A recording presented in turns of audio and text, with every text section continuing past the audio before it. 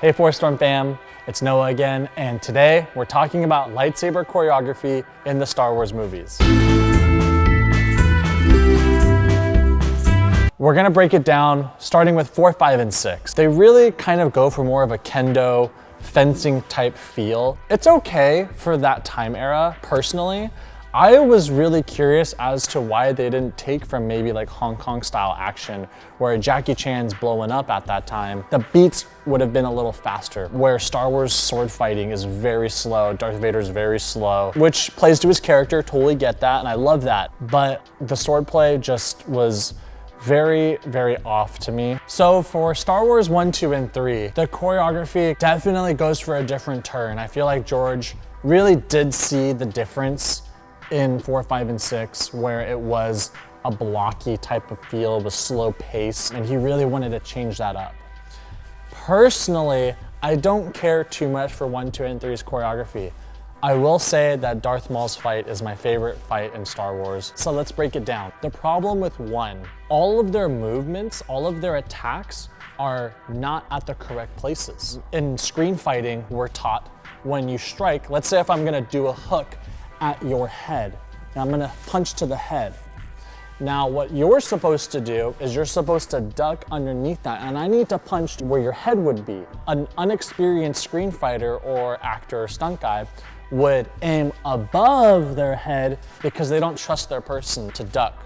There was a lot of that in the fighting. As a stunt guy, I understand actors that aren't fully trained in fighting. So you had Qui-Gon and Obi-Wan, it's really the actors fighting most of the time, which is really cool. But because they're not experienced fighters, you see a lot of mishits. Another example is if you cut to the side of me, you would need to aim where my shoulder would be.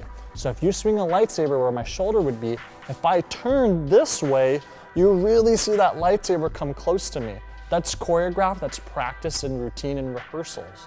So yes, it's safe, but that's that like martial arts, Hong Kong kind of feel to it versus somebody that's more, I guess you could even say like a theater background where they really exaggerate their movements too much and all of their strikes were outside here.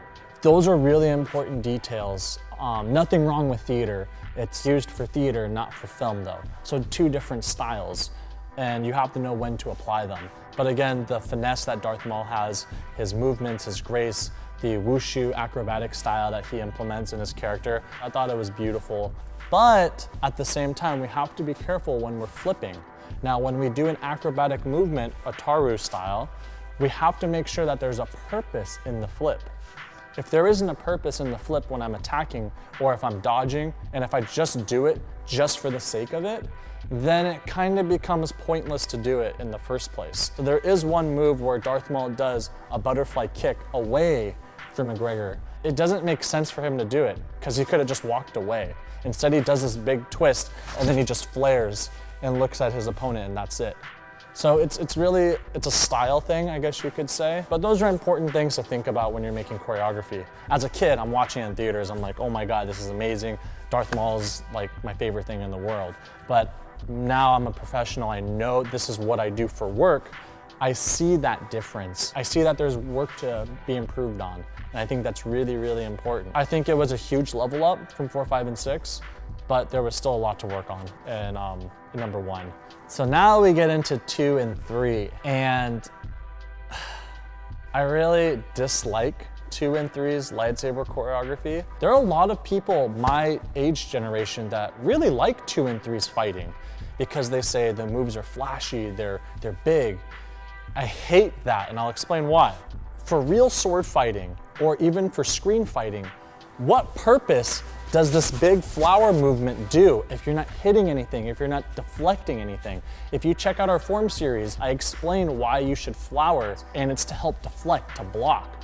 You can add it for finesse. Let's say I'm this badass character, and I flare, boom, and then I pose, and I add that sharpness in my movement. That's cool.